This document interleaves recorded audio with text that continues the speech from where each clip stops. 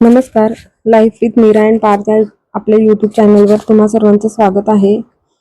तर आज मी आले एका शॉपमध्ये थोडीशी शॉपिंग करायची होती. आईस्क्रीम वगैरे बनवण्यासाठीचं जे साहित्य घ्यायचं होतं, तर आमच्या जवळपासच एक शॉप आहे जिथे केकचं मटेरियल वगैरे मिळतं. तिथेच हे सगळं साहित्य आहे, तर ते मला मिळेल म्हणून मी इथे आले होते. तर तिथे मी वेगवेगळ्या प्रकारचे एसेन्स आणि काही क्रश घेतले. त्यानंतर आईस्क्रीम बनवण्यासाठी क्रीम आणि CMC आणि JMS पावडर जे आहे तर ते घेतले. आणि भरपूर असं ऊन होतं, तर आजच मीराची दीदी आहे ती गावी गेली. मीरा गावी गेल्यामुळे पार्थला थोडंसं करमणार नाही, तर तो थोडा इमोशनल पण झाला होता स्कूलमध्ये जाताना. तर मग त्याला म्हटलं होतं आपण तू घरी आल्यानंतर आपण काहीतरी बनवूया आईस्क्रीम वगैरे, पण आईस्क्रीम तर काही होणार नाही, तर आम्ही सरबतच बनवलं होतं. तर मी त्याचं साहित्य आहे तर तो यायच्या आधी आणावं म्हटलं, कारण त्याला घेऊन जायचं म्हटलं तर एवढ्या उन्हाचं फिरायला लागणार, म्हणून मग मी आधी घेऊन आले. ऊन भरपूर होतं त्यामुळे मी आधी तर सर्व साहित्य जागेवर ठेवलं आणि थोडी फ्रेश झाले आणि पाणी घेतलं. त्यानंतर एक 10 ते 15 मिनिट होते पार्थला घेऊन येण्यासाठी. त्यामुळे मी थोडा वेळ असंच बसून राहिले होते, कारण ऊन इतकं लागत होतं ना, उन्हामुळे तर बिलकुलही कुठे जायची परत इच्छा नव्हती. पण पार्थला तर घेऊन यायचं होतं. त्याला घेऊन आल्यानंतर आम्ही दोघांनी मग काही ना काहीतरी नवीन काहीतरी करायचं. तर आईस्क्रीम तर होणार नाही, त्याला आईस्क्रीम खायचं होतं. त्याला म्हटलं आपण आईस्क्रीम उद्या खायला मिळेल तुला, आपण रात्री आईस्क्रीम बनवून ठेवू. आणि मग हा जो पसारा आहे त्याला बघायचं होतं मी काय काय आणलंय आईस्क्रीम बनवण्यासाठी.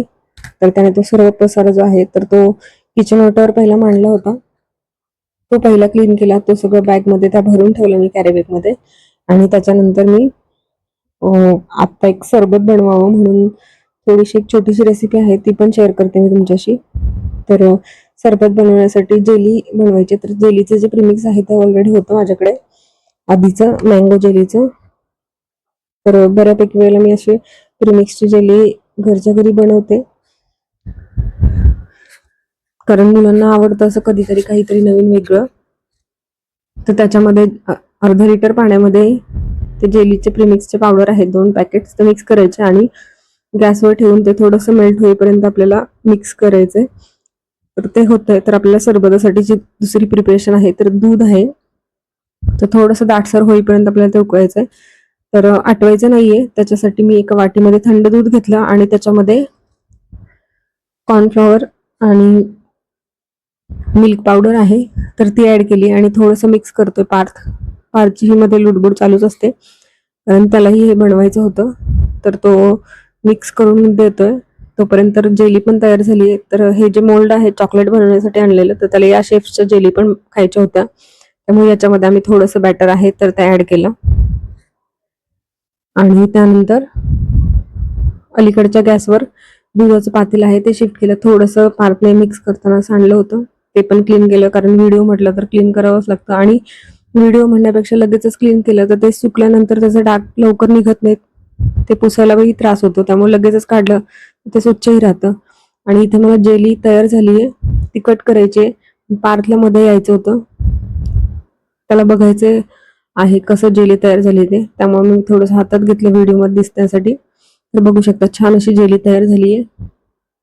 तर यातली थोडीशी जेली आहे तर मी ती सरबतासाठी वापरणार आहे, त्यासाठी मी ग्लासमध्ये काढली आहे. आणि बाकीची जेली आहे तर ती मी एका डब्यामध्ये भरून फ्रीजमध्ये स्टोअर करणार आहे. आणि दुसरा जो ग्लास दिसतो त्याच्यामध्ये मी सब्जा भिजवला होता, कारण उन्हाळा चालू झालाय आणि उन्हाळ्यामध्ये जरा पोटाला थंडावा, शरीराला थंडावा देण्यासाठी आपण सब्जा हा सरबतांमध्ये वापरतो. तर या सरबतमध्ये पण मी सब्जा वापरणार आहे. आणि बऱ्याच पैकी मुलांना असं सब्जा वगैरे आवडत नाही, पण पार्थला या सगळ्या गोष्टी आवडतात, त्यामुळे मी तोही भिजवला. आणि हे दूध आहे तर हे रूम टेम्परेचरला मी थंड करून घेतलं आणि त्यानंतर मँगो क्रश टाकले त्यामध्ये थोडंसं.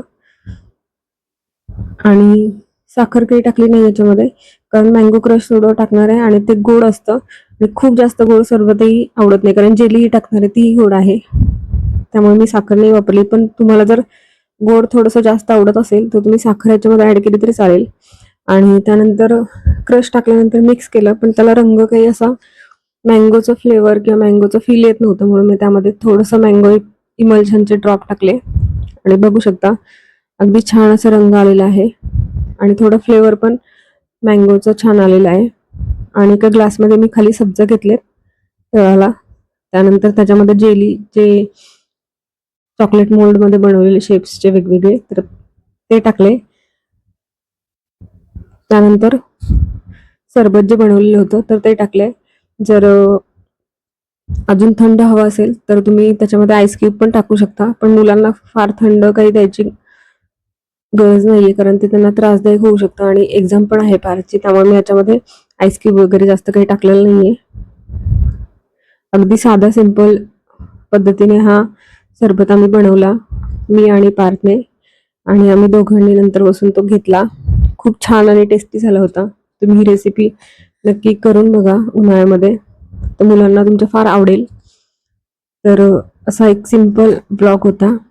आणि सरबत झाल्यानंतर पार्थ लगेच घ्यायचं होतं, मला थोडासा त्याचा व्हिडिओ घ्यायचा होता आणि त्याला लगेच ते प्यायचं होतं. त्यामुळे तो थोडासा रुसला होता आणि त्याने एक्सप्रेशन पण आधी लगेच दिला नाहीत आवडलंय की नाही त्याच्या. तर असा होता एक सिंपल ब्लॉग. जर आजचा व्हिडिओ तुम्हाला आवडला असेल तर व्हिडिओला नक्की लाईक करा, कमेंट करा, शेअर करा. आणि आपल्या life with Meera and Parth या यूट्यूब चॅनलला सबस्क्राईब केलं नसेल तर नक्की सबस्क्राईब करा आणि बेल आयकॉनवर क्लिक करा, जेणेकरून येणारे जे नवीन नवीन व्हिडिओज आहेत तर त्याचे नोटिफिकेशन तुम्हाला सर्वात आधी मिळतील. चला तर मग भेटूया पुन्हा एकदा अशाच एका नवीन व्हिडिओमध्ये. तोपर्यंत stay healthy, stay happy. Thank you so much. Thanks to watching my video. Bye bye.